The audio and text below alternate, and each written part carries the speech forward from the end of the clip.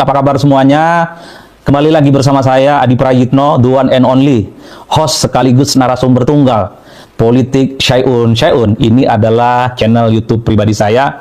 Ya hanya sekedar untuk berpartisipasi, berkontribusi dan menyampaikan pokok-pokok pikiran terkait dengan dinamika politik yang berkembang di Indonesia.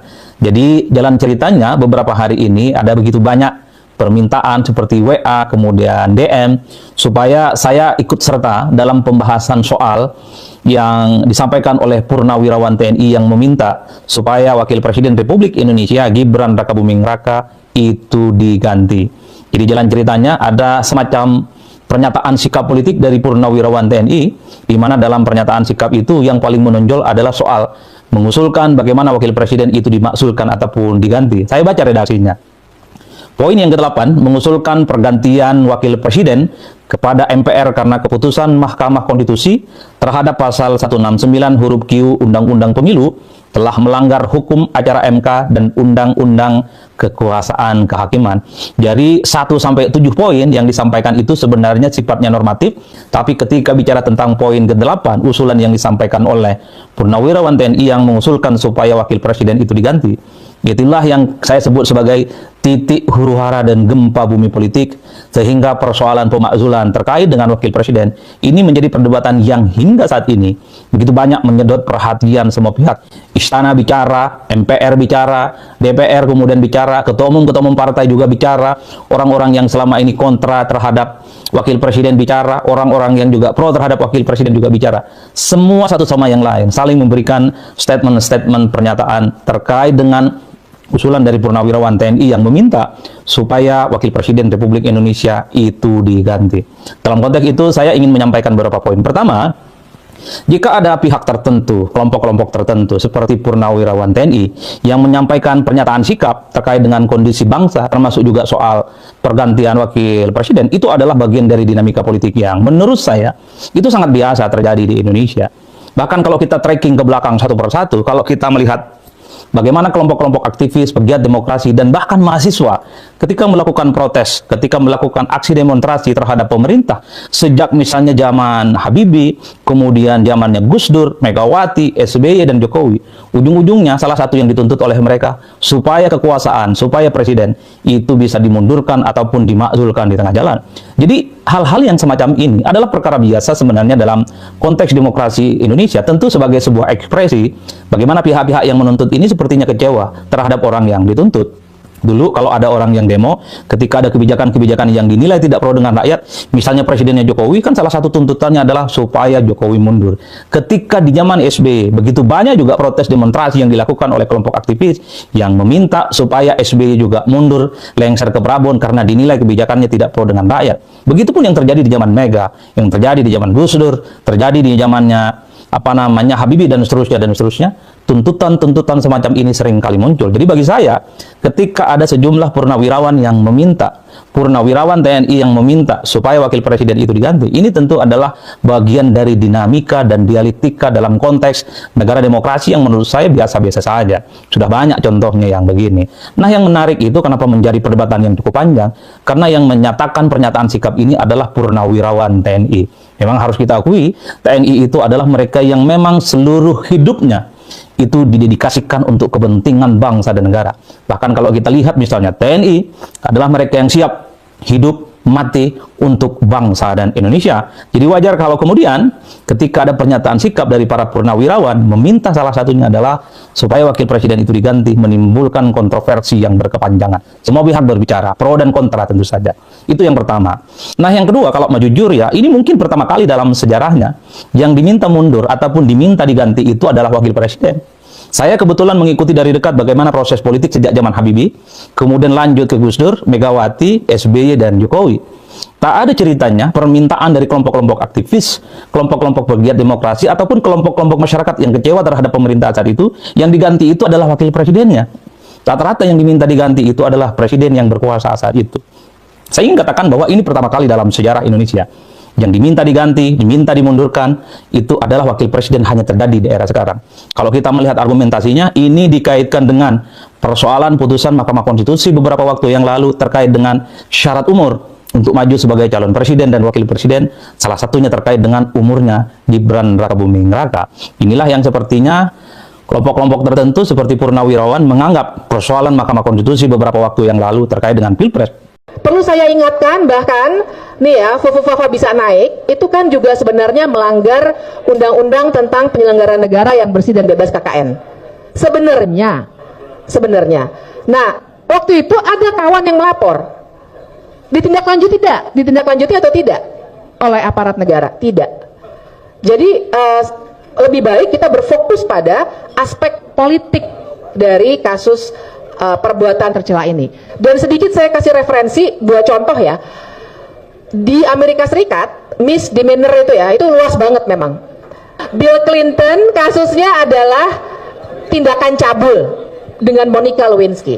Tapi waktu dia diupayakan untuk dimakzulkan, tapi gagal ya Ibu dan Bapak, yang dipersoalkan adalah kebohongannya kepada... Halo teman-teman, kembali lagi bersama saya di channel ini. Teman-teman, kita telah menyaksikan sebuah cuplikan video yang cukup menarik untuk dibahas di channel ini.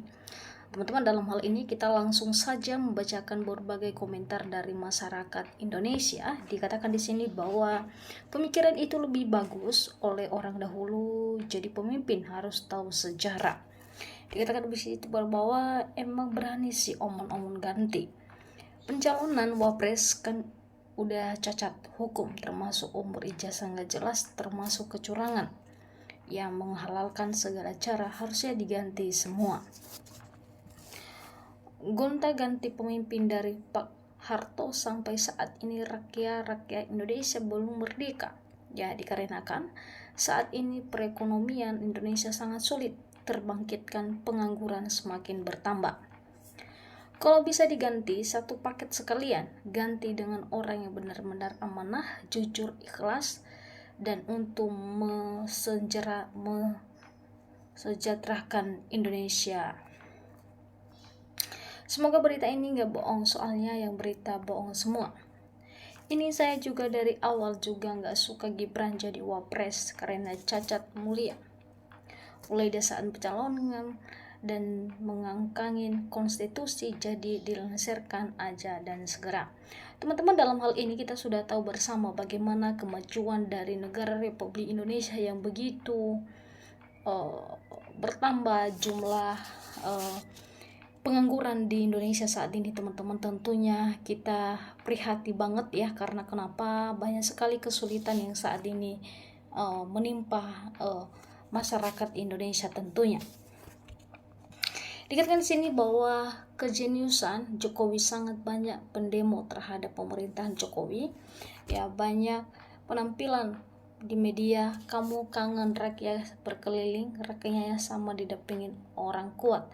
Apakah mahasiswa banding ke MK dan mahasiswa demo semasa ingin meloloskan wakil presiden punya beban yang sangat berat ya sama Pak Jokowi. Tanpa Jokowi, Prabowo tak bisa jadi presiden. Dengan kecurangan Jokowi, dengan kata Jawa cawe ya. Dikatakan di sini bahwa waduh usulannya karena pemilu ya, dikatakan begitu ya, presiden dan wakil presiden satu paket ya, semua harus diganti loh, apalagi presiden, program MBG dan koperasi MP itu sarang wadah hitungan untung rugi bagi dapur. Masa yang pengurusnya MBG memenuhi murid dan sekolah terganggu pembelajaran loh. Perbaikan ekonomi jauh lebih penting daripada mundur presiden atau wakil presiden. Apakah si omon-omon berani?